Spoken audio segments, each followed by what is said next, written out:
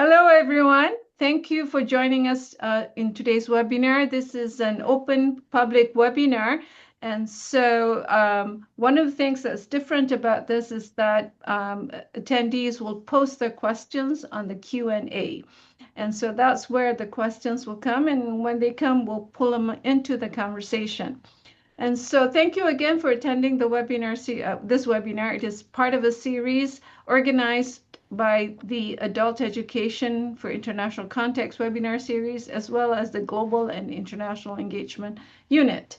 Our guest today is Professor Jonathan Martel from the Department of Specialized Education and Training from the University of Quebec in Montreal. Dr. Martel will focus on emancipatory pathways for adults returning to vocational training in Quebec. His work highlights the systemic invisibility of continuing education for adults in Quebec's Cégep system. I hope Cégep. I'm Cégep. Cégep, Yeah, right? The that's Cégep. okay. My apologies. The Cégep system is a unique mandatory bridge between high school and university in Quebec. The co-moderators today are Michael Chandler, clinical assistant professor of dental hygiene, and Jeremy McFarland, a medical school recruiter in Maine. I'm Farida Pawan, professor in learning design and adult education at Indiana University, and I lead the Global and International Engagement Office. The webinar, as you know, will take the form of 20 minutes of conversation with Dr. Martel, uh, and then afterwards we will have questions and answers. Those of you who are online with us, you can post your questions in the Q&A, or we can draw you into the conversation. We'll invite you into the conversation the best we can. The format is different because this is a public webinar. And so, Dr. Martel, I hope from this point onwards we can use your first name, Jonathan. Yes. Welcome to the School of Education, to our community. We look forward to getting to know you and your work. So please proceed, Dr. Martel, Jonathan. Yeah, please. Jonathan, it's gonna be okay. I'll share my screen if everything is okay. I'll start. So I present a little part of my work. Like you put text on the webinar that people have to read, I think, or just consult, receive question about those texts also. So I focus more on presenting largely my work and the theoretical framework I use. So just try to. I probably do too much slide, so just cut me about the time. Don't bother to excuse you. So my work is based on developing a critical theory of education for understanding adult education institution from a social justice perspective. Text that you had to read try to be some pieces of this work that I try to bring. So and there's I don't think they add the reference. So there I did a recently a presentation in May or June at the Kasai and the joint venue from Canadian Adult Association and American Adult Education Association. That was at UBC in Vancouver. So you could have the link there, and the text are in French for those who could read French and who try, and in English it's a translation. So the context of the presentation, I introduce myself as lots of, I think, adult educator or researcher in adult education do, like my pathways, because it's one of my thing that I want to learn. So I'm teaching in post-secondary education since 2007, teaching adults since 2011. I'm a first generation student, so both my parents didn't go to higher ed, so they had secondary teaching and professional trade. I'm a nonlinear and I had a nonlinear and atypical path. So I was a construction worker. I studied in electronic. I was a TV researcher. I did digital publishing. I was a lecturer in communication at the university. I did study in communication, in engineering, also. Uh, so lots of different avenue, different thing that tr interested me, and I'm bringing. I just had a like I said, a non-linear path that guide me to where I am now. Uh, I dropped out from my first doctoral program in 2010. I was in communication back then. I did find a job as a college teacher in multimedia, which is computer programming, art, design, web, and game designer. So I also work for the Department of Higher Education with Ministère de l'Enseignement Supérieur, which is a ministry, I think we can translate that. And I did my doctoral thesis on educational practice in continuing education, college continuing education recently. And I'm now a new professor in education science at Université du Québec at Montreal, which before I was at the Collège Maisonneuve, which is Cégep. And important, I assert the right to fail and to change course. Just to be able to fail and redo thing and try other thing and change my mind and also um, try to help people that failed previously and want to get back on another track. And failing, it's not something that is bad or always bad. Just being not being able to see yourself in your job in the future. Like, I don't like my job. I don't see myself doing it for 5 to 10 years. Okay, just do other thing. And returning to school is part of that. Just to have the opportunity to get back on your feet. Uh, in Quebec, when we work in Quebec in the educational system on comparative study, we joke about the Quebec footnote because in almost all scientific journal, they ask us to put the Quebec footnote. What is the educational system in Quebec? I work on Cégep in Quebec, so I have two footnote. So I have the Quebec footnote and the Cégep footnote, and I work on a specific part of the Cégep that aren't not known in Quebec. Inside Quebec, it's continuing collegial education service. So I have mostly three footnote to present. So just so everybody could understand, Quebec school system is a little bit specific, like in United States and lots of places in the world. Province or part of the states regulate their own school system. But in Quebec, we have a 6 year primary education, a 5 year secondary education, and after that, there's the collegial education that goes in Cégep and after university. So what is mostly different, it's the college education close to what we understand as technical school or community college. It's close to that. It's like the 6th year of your K-12 system. It's the first year is in Cégep, and after there's like a first year of university because our bachelor program are not 4 year, it's 3 year program.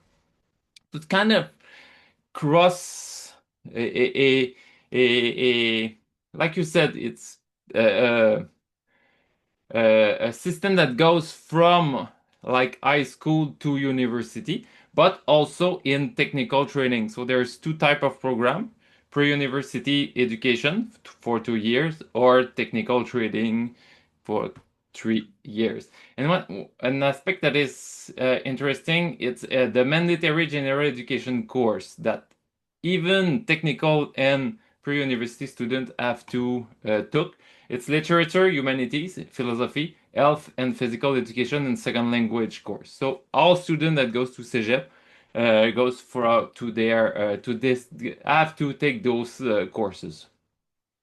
Uh, it's the acronym is Collège d'enseignement général et professionnel, which is General and Professional College, but now it's better known as Cégep in every place. And continuous education are specific for adult returning to school. That there are specific diploma, which is attestation of collegial studies that is specific to continuous college education, and it's mostly technical and vocational training for full-time or part-time adult student returning to school. There's two type of program. It's specialization, so you already have a trade and you go for a specific technology or specific knowledge, and also initial training for people that want to change their career. So I was teaching in the continuous college education when I see myself redoing doctoral studies. Uh, no, that was fun. No, okay. So the original idea was that in CE there is something that are not the same as with traditional college student. Teaching to adult and learning in adult life are not the same. The people are not in the same place, not ready, not the ready. If they are most ready or better prepared to grasp their new learning, and they I think they get. I don't want to use the word transform, but they change during the program that took 1 or 2 years to do. We saw lots of change in our student, like lots of self-esteem gain, or we saw lots of. I envision that I should do something on that. So the first literature review, I see that there's nothing written on collegial continuous education in Quebec, about 2 or 3 texts that goes on this topic. So the space was open for a more descriptive study. So the first objective of the thesis was to describe and analyze the educational practice used to support the training and social integration of students enrolled in technical training. So it's what I've done. And part of the text that you had read was a part of the result that I get from my thesis. But the thesis was not to look at transformative learning or the effect of continuous education on students. It's more of an artifact from my finding. It's something that I can publish because it's easier to publish. Maybe it's why I did those texts first. But I think I find some very, very interesting things. So it's an ethnography, critical ethnography, which are document analysis, observation from 7 teachers during 30 class sessions. So lots of observation. It was inside my own college, so I have a knowledge of them, knowledge of the place, so lots of quicker to do ethnographical work. And I did extended biographical interview with those 7 teachers, 12 graduates that were in the program in the past 2 to 10 years, and 14 actual students when I did my field study. And I use my experience as a teacher in a college C to grasp some detail inside of the conceptual framework that I use is based on mostly 3 big theory. I won't get to the Peter Jarvis theory of learning. I don't use that a lot more these days, but I see, first of all, I redefine andragogy as a philosophy of adult education instead of theory of learning. And I use transformative learning theory, but based on honest work and not the original work from which is based on which Mizero based on Habermas, mostly Habermasian kind of point of view. So try to grasp the role of education through a critical theory of adult education based on that conceptual framework. So the first is based on the critique of andragogy, and which is, for my part, not a theoretical framework, but mostly a way to name and highlight the work of adult learning and practice of adult education. Educator. If you look at the six assumptions of the andragogical framework, you quickly see there's lots of gap and lots of uh, place that doesn't work with our adult that goes in front of us. It's not uh, that it's interesting, it's easy to manipulate, but could not lead to a big theoretical foundation for myself. So I use the same critic as R3 did. It's more for me a humanistic philosophy of adult education. And you could not tell though that sentence in the Triple ACE conference. Yeah, yeah, it's not a safe space. Ask Dr. Enschke about that. Uh, and I mobilize the transformative learning theory as a critical theory of education based on work of Freire, and also about Habermas' social critical theory, which is aiming at emancipation and decolonization of the lived world. Yeah, in German, it's not easier. Uh, it, it's an approach that want to. I think if you know a little bit about Mizero work, uh, he tried to explain why education could lead to more than only learning, but change the perspective and to bring people to be more open, inclusive, better at discriminating bad and good thing for them, and a just be better person through this, which is close to what Freire does in his theory.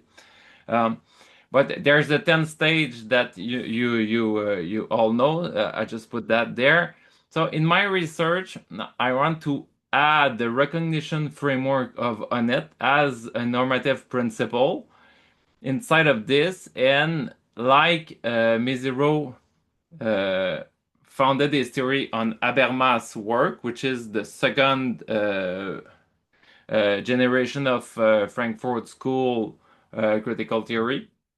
And that goes and bring not the communicative action inside critical theory, but the Hegelian concept of recognition inside of it. So, like others, like Fleming, I try to just bring about this important thing, important concept in the social world that we lived in.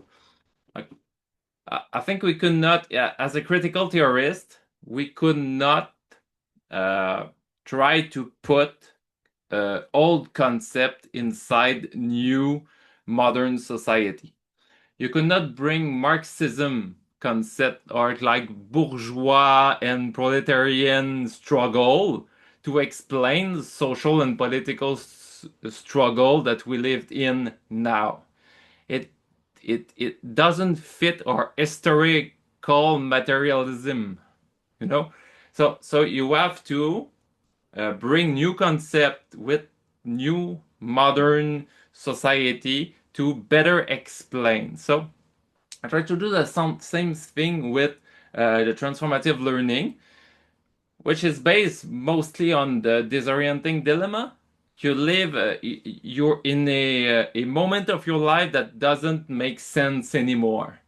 You could not find the way easy, so you act upon it, you try things, and returning to school is a way to get better. But there's so much other way. There's so much other learning that you can do. You can uh, you can Netflix and chill, but well, it's not that transformative, but could be. But you can learn by yourself. You can just try to learn guitar to just overcome some challenge. But you can also return to school to learn a new trade, to learn new skills. And I didn't want to find that inside my interview with participant. I didn't know that was that bring it to return to school, but I found it afterward. So I did all the interview and the recognition thing. I was because I anticipated initially that the recognition should be important in school. It should be important to acknowledge the the the difficulty, acknowledge the past, the prior learning, acknowledge that they are self-worth. They are worth to be there and they struggle, but I also struggle with them. We can struggle together and get better together, you know? So it was the first thing I didn't anticipate that I will find a disorienting dilemma inside their historical path. So it's I wasn't looking for that. So emancipation or alienation become the struggle for recognition. Like they leave the student before they get back to school, live in a situation that a contempt situation, a misrecognition, the low self-esteem. It could be linked to a socio-economical way, like having trouble to eat, to pay. But mostly, most of them, that wasn't that. It's more like I could not see myself doing that any longer. I worth my worth is better than only that. So I see continuous education. I want to go past that, the simple transformative learning, and see continuing education as or analyze continuing education as a social institution that could contribute to realizing the ideal of social freedom, which is the later theory of Annette, which I don't think I have time to explore with you, but that's okay. I'm working on that. So I'll go past Jarvis for that. And okay, maybe I have questions, so I use that later on. I don't know if you have any question, quick question. I don't know. Oh, I mostly get on time. Thank you. You are on time. And so we're excited to hear. This is, a lot of interesting things. One of the things that we did, and Jeremy will remember this, and Sarah, who's also online here, will remember that we did quite a bit of humanist theory in class. And so I think I'm going to jump into the opening question, not the initial one, but something that I think that you just brought up in terms of your theory. I think one of the things that I see in terms of your theory, in terms of what we saw reading your theory, is that it places the person at the center of education, at the center of concerns. And I think that's one of the things that we took away from your critical adult theory is the humanistic part of it that we see as being very, very strong. And in essence, a theory recognition is such an important motivator in terms of learning. But one of the things that we're trying to figure out is that I know you found this out, but what would you say are the place of skills in terms of adult education if they're striving for recognition, if recognition is one of the things that brings about the motivation to participate in adult education, getting there requires skills, upskilling and reskilling, does it not? And so how does that play in your theory? How do Yeah. skills play in your theory? Okay. Skill, like other knowledge, plays the same role as something that you want to have to be recognized. Being skilled in your day-to-day work and receiving recognition for that. Hey, you're good. Hey, could you help me do that? Hey, I read your paper. Farida, we're teaching, we're doing research. I just want to be recognized. It's my like like being a skilled trade worker, a skilled surgeon, a skilled teacher. It's something that we want to achieve in our life. Being a skilled guitar player, being part of the engine de poitrine band, and being recognized by lots of big guitarists and big musicians. It's mostly what we want to achieve in life, having a social role. And there's this quotation from Annette that I use a lot and a lot and a lot. I think Annette quote Hegel on that, which is uh, appear. I don't know. I always cited quoted it in French. So let me just look at. Okay, it's appear. Okay, appear in public without shame. It's being good at what you do. So having a skill, learning a skill, it's as important as the non-instrumental learning, because there's a dialectic in my way of seeing transformative learning. Because if you read Mézirow by the book and Habermas also, which is the instrumental learning, should not count as the communicative learning or the learning that we can bring to the public sphere and debate political idea. I don't know if you read some Hannah Arendt work like on the labor, work, and action, but Mhm. the action, which is the political work, that you must be citizen, you must politically act. But when you're a good worker, you could politically act. Your your worth, your esteem, you can build that through lots of lots of your day to day, lots of and if you don't struggle in your job, you have energy to be an active citizen, to be in your community, to elaborate on that. So I put that like a non instrumental, but a little higher in the hierarchy of just learning. Mhm. Yeah. Mhm. Yeah, Jonathan, if you could stop your sharing so that we could Oh see yeah, through all of you. And so one of the things, I think that's one of the discussion we had, because when you use the word emancipatory, and participation, and when you see recognition, we don't see the skill part. And that's where we want to go, because that's quite a productive tension on that. Michael, yeah. you want to take the next question? Sure. The next question comes from me, and you actually kind of touched on it with what you were just speaking about. But when I was reading your article, it stood out to me that you found that even years later, that students discussed their continuing education experiences enthusiastically.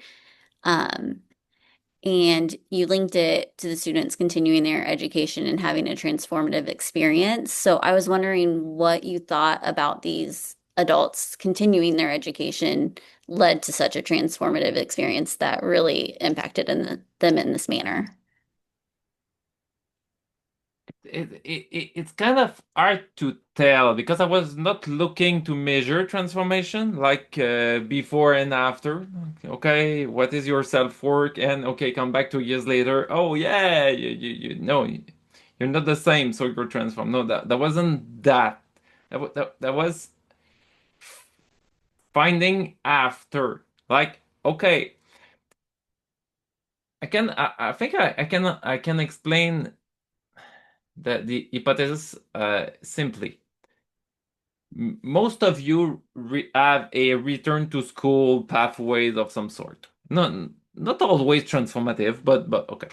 So if I ask you to tell me about your experience at your first continuing education, like you go to primary school, high school, any first trade or whatever, which is I forget the word. Sorry, qualifying a diploma. Okay, and you work and you decide to go back to school. I'm sure that your memories of that new program, that new skill is far, far, far transformative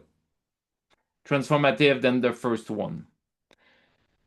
The first one is more like a okay, I did that. Okay, after that, okay, and you know, so for those who teach undergrad or like that. Okay, when they come back from their first work experience, they always say, students always say, "Oh, I learned so much more in those 3 months that the past 2, 3 years." Like if we didn't have them prepared to that fast learning. But when they go back they are so ready. They don't envision their life the same way. So it's maybe it's a bias, but it's a decision. So they bring this moment with them, and they can rely on. Okay, I was that at that point, and I take that decision, and now wow. Even though some didn't work in that field again, but that was a decisive moment. That was some kind of very, very important moment in their life. Oh, but there's a bias in my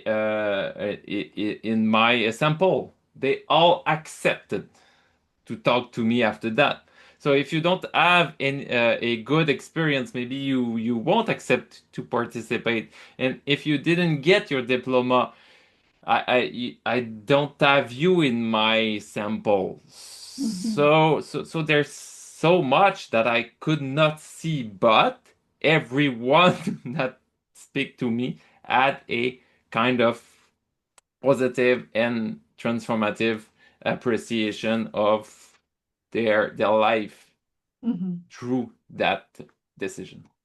I think you responded to one of Joanna's questions as to the control group of people who did not return. She wanted to know that. So I think you just responded to that. Jeremy, you want to take the next question or your question? Yeah.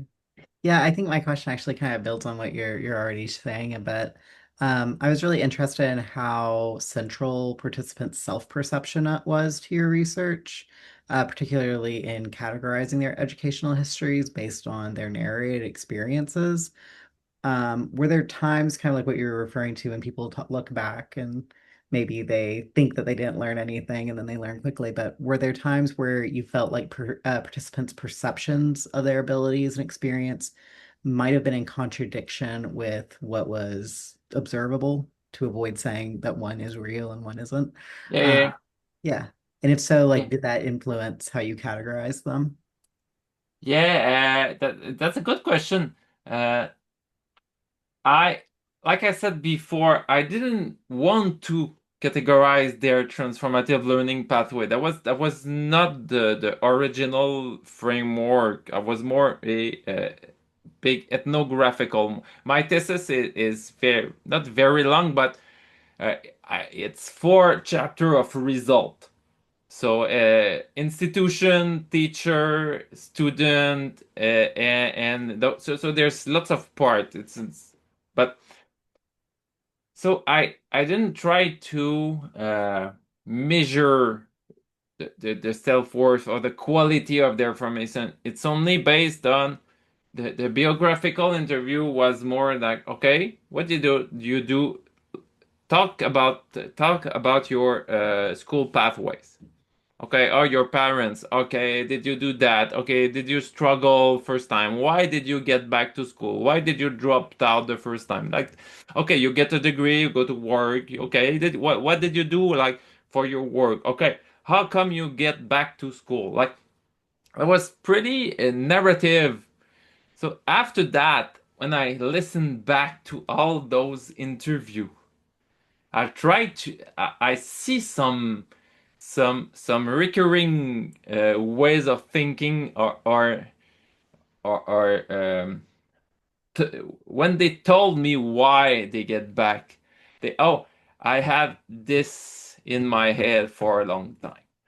Someone told me that the program exists. Someone told me that I can get some money to go back.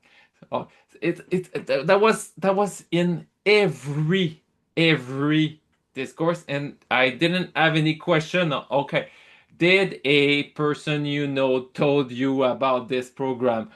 It's not a marketing questionnaire like where did you heard about us? Your friend, internet, the other. No, that was from them. Oh, I was in a car with my girlfriend, and we understand a radio, and and she told me, oh, I think you told me that you wanted to go back to school. Hey, this could be for you, like, or a sibling, like that was kind of I and I try to challenge myself with that.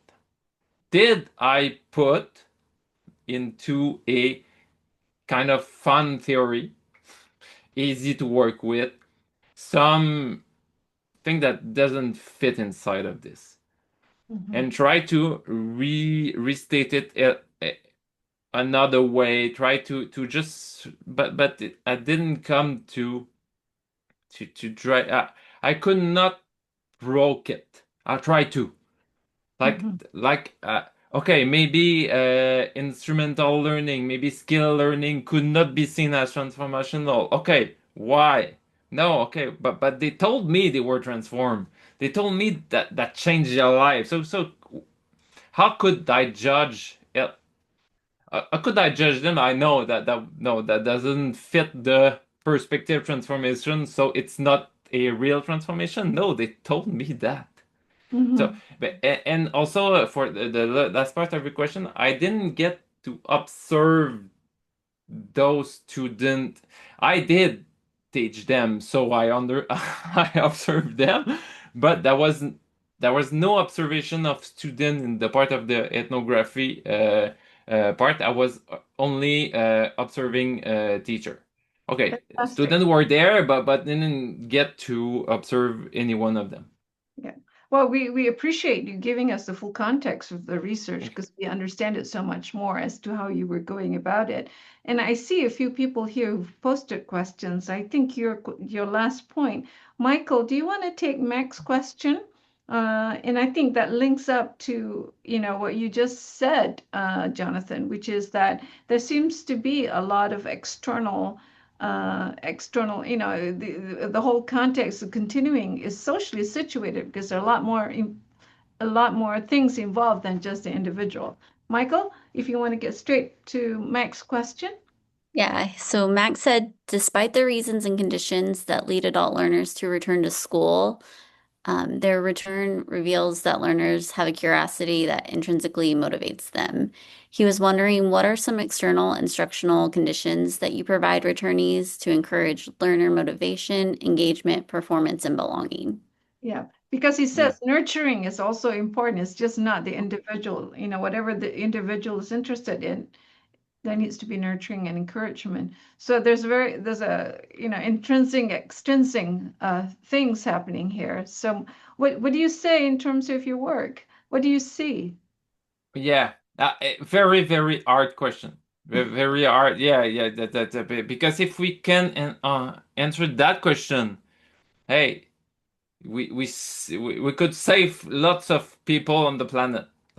Because education is one of the powerful way to reduce inequality. But sadly, my participant or the participant in the study have already that. They are already inside a decision inside this. So I didn't get to it's part of maybe the Joanna question about the control group. I Mhm. could not follow like 1,000 person until they go back to school, if so it's very hard, but the nurturing, it's based on the curiosity that they build or having the self motivation to be curious about things. They don't always have a positive vision of the school system. They mostly love to learn. They most they, what's drive them to school, it's that they wanted to learn. Mhm. And learning, self-learning, it's not always easy for them. Like it could not it's not all people that could learn new skill like programming skill. Okay, I want to do a new website, a new okay. You could do lots of YouTube tutorial and online learning, but it's not for everyone. So people want to be structured in a way. It's and I love that also. Learning by yourself is learning and learning how you could teach yourself. So try to learn. Okay, no, it's too hard. Okay, how can I just segment it? How can I present it to myself? So the easiest part. So it's our job as teacher to just split knowledge and present skill the way it's easier to teach and understand. But learning by yourself, you have to do that for yourself. So it's a kind of art. But Mhm. for the sorry. Okay, No, that no. it's you know it's wonderful. We have I just want to remind audience members that if you want to ask questions, just let us know and And yeah, for the part that was I did get this slide like who is returning to school to everyone, but mainly a person in a state of lower cognition and social economic insecurity, driven by dissatisfaction, opportunity, and an outsider, like I told you before, based on a positive relationship with school or not, or the absence of negative relationship. They don't hate school because maybe maybe it was tough to be in school, but they see school as a way to get better in their life. It's a solution. It's not an obligation. It's a solution and a latent desire to go back to school and favored by favorable socioeconomic condition like a loan, like a governmental loan to be able to or a some kind of special program to help them. mhm. Maybe it's kind of an add-on to the Mac to Mac's question. Mhm. It's a combination of both, isn't it? Yeah. The external and internal motivators, which brings us to the next question, I think, with that Jeremy, I think, is taking on perhaps. But again, audience members, if you want to ask a question, you can post it in the Q&A panel. Or those of you who have registered and signed up for the class, you can unmute and join us. But Jeremy, do you want to take it? Yeah. We have another question from Joanna, unless you're suggesting to go on to the Maria's question. But you describe shame or the desire to be unashamed as a motivator for adult learners. In psychology and education, shame-based motivation has gone out of favor. What do you think it is that allowed shame to be productive in these individuals rather than a barrier to their continued education? This is from Joanna. Yeah. Two element of my answer here is I don't use motivation theory. Uh, for that. The struggle for recognition is more than shame. It's not shame or a psychological perception. It's more about social perception. So I'm not in a recognition as a I. It's a we. It's a WE thing. It's together. So when people don't see themselves continuing through their regular life, they don't feel ashamed. They feel misrecognized. Not that they're the good place that they want to be. So it's more linked to a social. It's not linked to a social status or money. Like I have lawyer that goes they just get to other thing that they wanted to be web designer on in all their lives. So they quit the law environment to just go back to their real passion. So it's more than that, and just a little bit of on motivation. Maybe I should not, but you discuss that later yourself.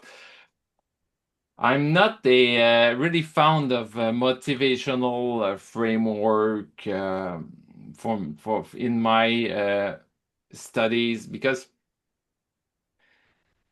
how can I put that? I think it's a very, very, very, very, very bad proxy to measure learning outcome. I'm fully motivated to learn differential and integral equation, but that was not enough for me to be able to learn that. And I'm not even motivated to learn about the manga and all those comics and that my kids talk to me, but they just get in my head. So it, I know that like I have some critique like, oh, you should use Ryan and Deci theory, okay, and all those intrinsic and extrinsic motivation, but does not fit inside of it. You could be you could be free to go all motivated that you want to be, but it's hard to learn, and you could just be in the obligation to do that learning, and it could be transformative. But for me, it's a too weak of a framework for that. So and I so I don't evaluate like the risk of returning to school. I can in quantitative study we could just like model the risk of returning to school, but it wasn't the point of my study. It's more like I use the student pathways to compare the first thing it's to that I use to characterize the student pathways is to be able to put that in perspective on the the perspective of the teachers themselves. Who do you think you're teaching to? Do you know your student? What are the stereotype of your student? And the other way, I could put that intention, but it become more of that in my study. But the first thing was, okay, I look at the institution, I look at the teacher, and I look at the student, and also I look at the graduate. Why the graduate? I want to have a timeline or a an historical point of view without doing long study. So actual student and past student could get me from like about 10 years of experience, and also teacher could there was recent teacher and older teacher veteran that could tell me what was in all their phase of their career, so I have a longitudinal view inside a small framed study. It's kind of it's a trick to do a longitudinal study inside a few months. I think, we have about, a few more minutes, so we want to cover a few more questions. I think one of the questions we really did already answer is Maria's question on the most meaningful and the greatest influence on continuing returning back to school. I think you've answered that question, I think. So we're gonna Maria's question. So I think we're gonna take the next one, which is going to Ben's question. Jeremy, you want to take that as well? Sure, I can, unless Ben wants to ask it. Unless Ben wants to ask it. Ben's here. Hey, can Yeah, you go all hear ahead. me okay? I don't know if y'all Uh, can see me or not, Yeah, we can but hear you. we can hear you. for sure. Thanks for letting me chime in here. So, one of my questions, Dr. Martel, you talked about in your paper about how, prior learning experiences influence kind of engagement and involvement in new learning experiences, and particularly that for folks who maybe have had negative prior experiences, maybe less. Um, maybe less likely to engage in continuing education and adult learning programs. And so, what, tools, techniques, what strategies do you have or recommend for trying to appeal and reach to those audiences? Arguably, those audiences may need this continuing education the most. And so, what recommendations do you have to engage with that community and get them more involved in the educational process? That you guys have a hard question. Like, okay, could we bring more people to be educated and learn and don't be what they were, uh, more open, yeah, inclusive, yeah. I received the question, so I plot some answers. That one that was hard one also. What do you think? It's like a return of the mirror question. I won't leave you with that. The humanistic perspective inside educational system should be there, not only with andragogy or adult learning education, but from the start. Not all people learn not the same way, but at the same speed, in the same context, in the same condition. Having a non-negative perspective on school I think, should go by having a citizen that is open, curious, that want to learn thing, not just be there. And maybe I'm too large, but learning is not only in school. You could learn in your community. You could learn. So adult educator and all educators should be everywhere. But they're everywhere. We are here to learn together. But in community centers, there's lots of places that could do that. Sadly, recognition of prior learning and the path to return to school, in some places it's very hard. Like you're doing a course-based community center about lots of things. But okay, you learned in a community kitchen, like together we do food, we split that, like, you know what I mean. You want to, hey, okay, I'm good at cooking. Oh, I want to do cooking class. I want to do cooking program. I want to be a chef. So you go in cooking school, but they refuse your experience. They don't recognize it. But you bring something. But the school system sometimes is too close to that recognition of prior learning, and it could be easier for those that want to go from a community-based center, school program, whatever, to formal education. And okay, I know how to do a soup. I know how to do that. I know how to. Could you do something with that? Could you recognize some of that? And good teacher and good institution could lead to that. There's the RPL thing, the recognition of prior learning, that they are inside our institution, but as teacher, we're sometimes close to that. Oh, no, you won't be able to do my courses because you don't have this. No. Try to bring them with you. Try to make them feel good. Maybe they will fail the first time. Maybe, but they will come back if they learn. If you don't condemn them, if you recognize that they're learning, but you miss that, come next semester and you'll succeed. Like, Yeah. I don't know if it's clear. Oh, It's Yes, it's wonderful. thank It's you. RPL, thank you, Ben, for that question. And Jonathan, thank you too for bringing in RPL as a concept into the discussion, because it's a very important one in adult education. Yeah.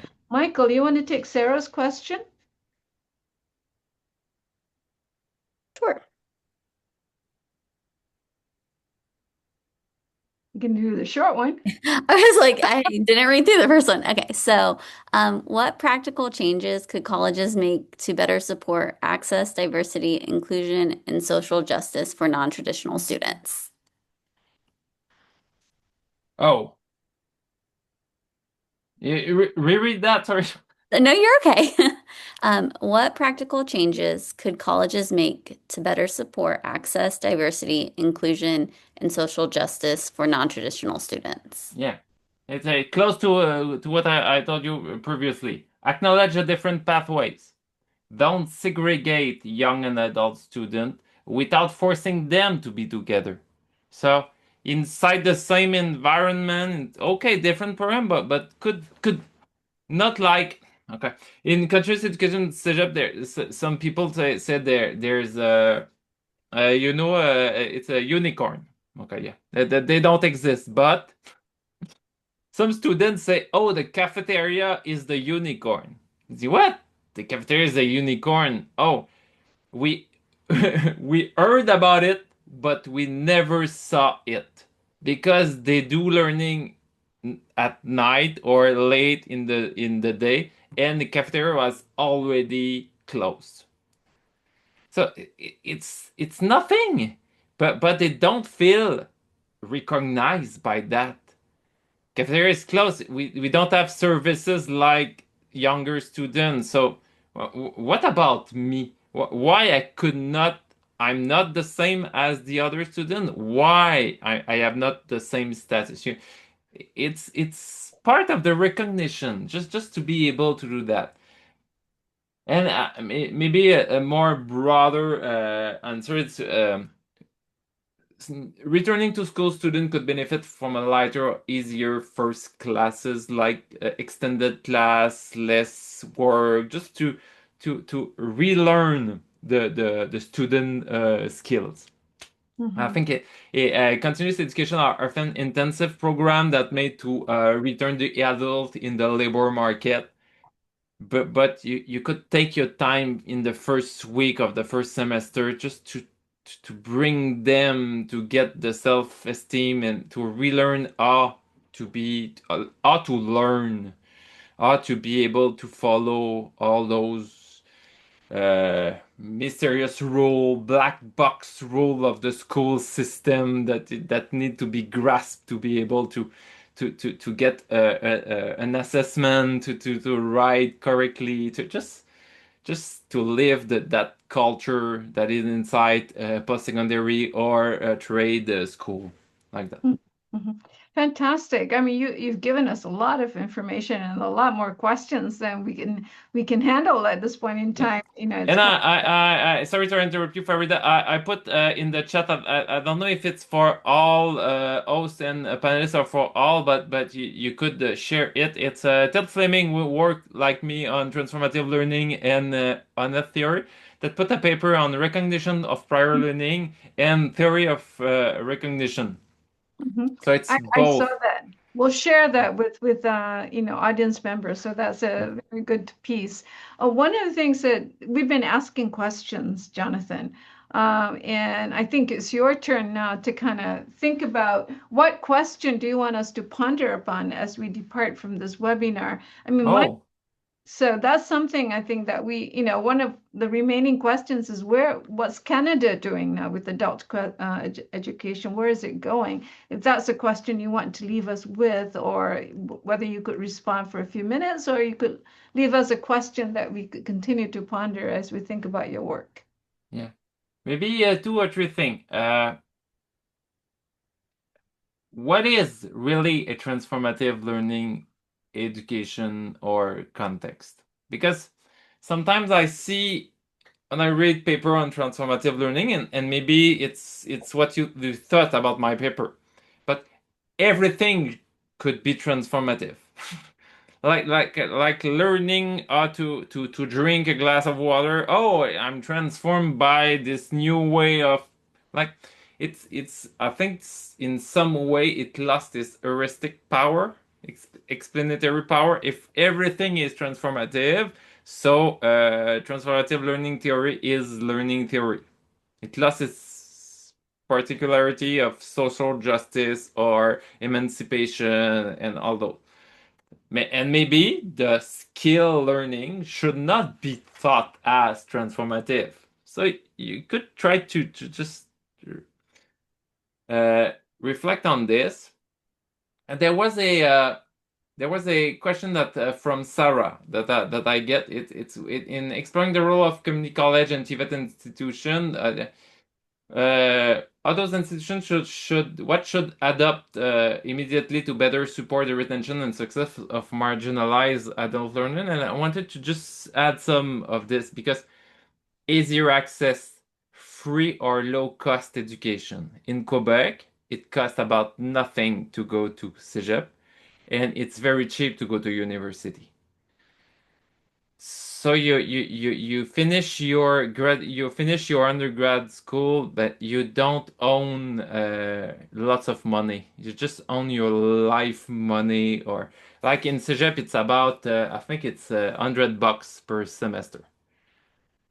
So it's easy to access. They're everywhere in about every big city or moderate big city. There's about 50 Cégep in Quebec for 8 million people.